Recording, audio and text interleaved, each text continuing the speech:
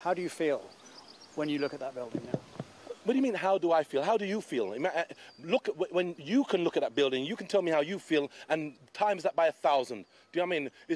It's not just looking at the building and saying, how do I feel? It's looking at the building and knowing that I know people who died in that building. Everyone, every resident, every person who can call himself a part of this community of Notting Hill would have at least known one person in that building.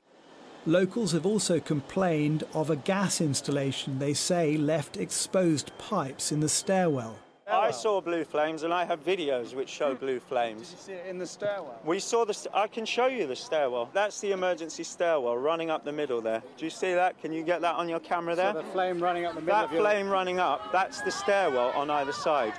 That was it. And blue flames were then shooting off this at times.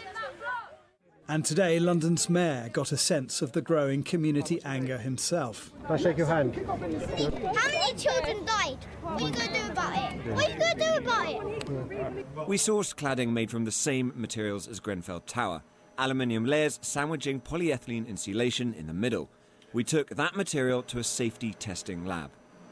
Here, the heating element is running at 700 degrees Celsius, a medium heat for testing. Grenfell burned at more than 1,000 degrees.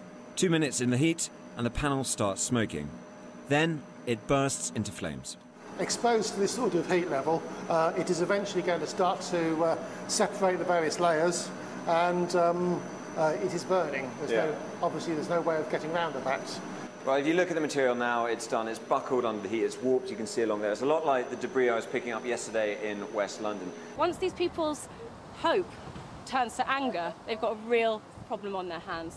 And that is what I feel like the government are trying to micromanage people's grieving here. That's what's happening. I've never in my entire life seen an event like this where the death count has been downplayed by the mainstream media. 17, I'm sorry, but I'm hearing from people that the figure is much closer to 150 and that many of those people are children. In thanking you, I'm bound to say that the difficulty is that those are off-the-record numbers that I've been given from policemen and from firemen. I'm also aware of it, and I actually said at the beginning of the programme that the death toll is likely to mount very considerably. So why is that not coming out now? I don't understand. The difficulty is that they have to identify bodies, and there can be very little left in this building, and that's the difficulty. I appreciate that, but these are families, and when you have to identify a body, you report it to the next of kin. There are no next of kin. Lily Allen, thank you very, very much for coming in.